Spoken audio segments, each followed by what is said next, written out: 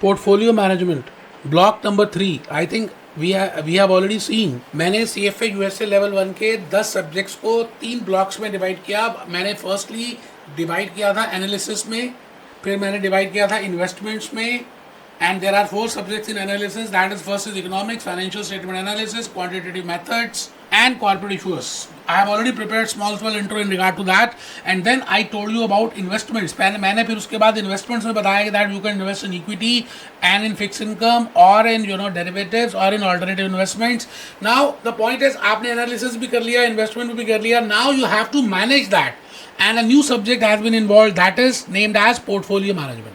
Very important. आप after becoming CFA USA a chartered holder, you can also work as a portfolio manager. तो portfolio manager में there are round about 6-7 readings and 40 learning outcomes. बड़ा ही प्यारा, बड़ा interesting, बड़ा मेरे लिए बड़ा फेवरेट सब्जेक्ट है ये portfolio management. फर्स्ट चैप्टर है portfolio, फर्स्ट रीडिंग है portfolio management risk and return part 1. फिर portfolio management risk and return part 2. Then how you will plan. Third chapter will be portfolio planning and construction. Chapter number 4 will be what are the behavior signs of individuals. If an individual invest in portfolio, तो उसके मन में क्या आता है, क्या behavior patterns होते हैं उसके.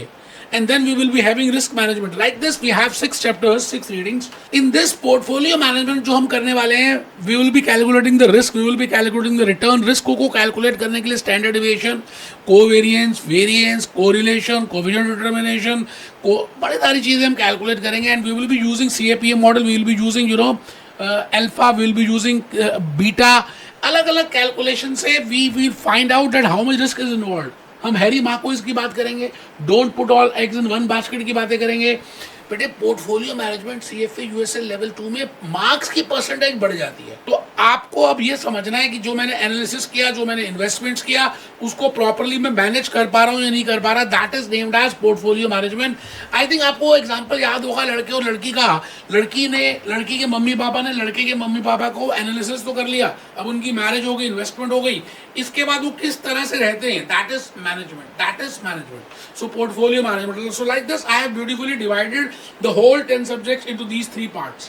अब ये जितने भी 9 subjects हैं, इनको हम करते कैसे हैं, ethically करते हैं. So we have ethical standards, we have GIPS, we have different standards, professionalism, we have materialism. तो उनको फॉलो करेंगे. तो दोस्तों ये एक हल्का सा एक आइडिया बताया आपको पोर्टफोलियो मैनेजमेंट का. I have prepared separate juice notes on portfolio management.